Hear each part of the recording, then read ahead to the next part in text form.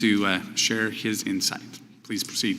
Thank you very much, Mr. Chairman and Ranking Member Thompson. As a member of the China Select Committee, it's become clear that strategic competition with China is one of the defining issues of the 118th Congress. Reducing American reliance on China is a shared policy goal of many across the bipartisan political spectrum, as well as many American companies.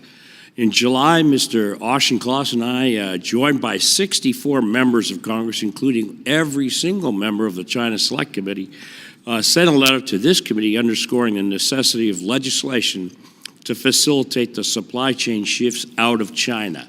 Specifically, it addressed the renewal of the generalized system of preferences on tariffs. And thank you very much, Mr. Chairman, for your attention to this and your staff's attention to this letter. The GSP is one of America's oldest and largest trade agreements.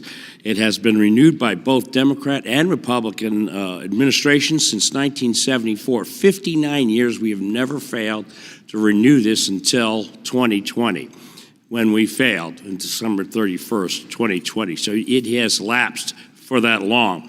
The GSP boosts economic development by removing tariffs on non-sensitive goods from 119 different developing countries, all of them putative friends of America. China is not a qualified country, but thanks to our gridlock, the GSP expired in 2020, and the last vote, I would note, on the GSP renewal was 400 to 2. So, I mean, this is a very popular bill. I'm confident that GSP renewal legislation will be delivered under the Chair's leadership and on Ways and Means Committee. Without it, billions of dollars in additional costs from current tariffs will be transferred to American companies and consumers. Right now, American companies are forced to choose between hiking prices, absorbing the profit cuts, or finding cheaper places to manufacture, places like China. Our failure to renew this GSP moves international manufacturing to China.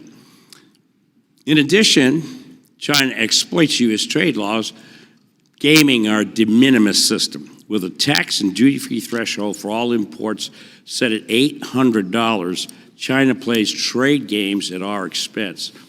I'm proud to co-lead H.R. 4148, the Import Security and Fairness Act, with Mr. Blumenauer of this committee.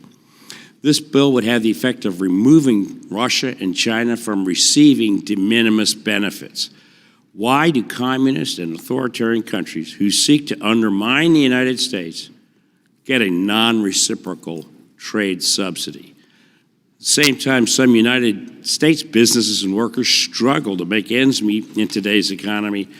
The CCP and Russian exporters receive American charity that they do not deserve.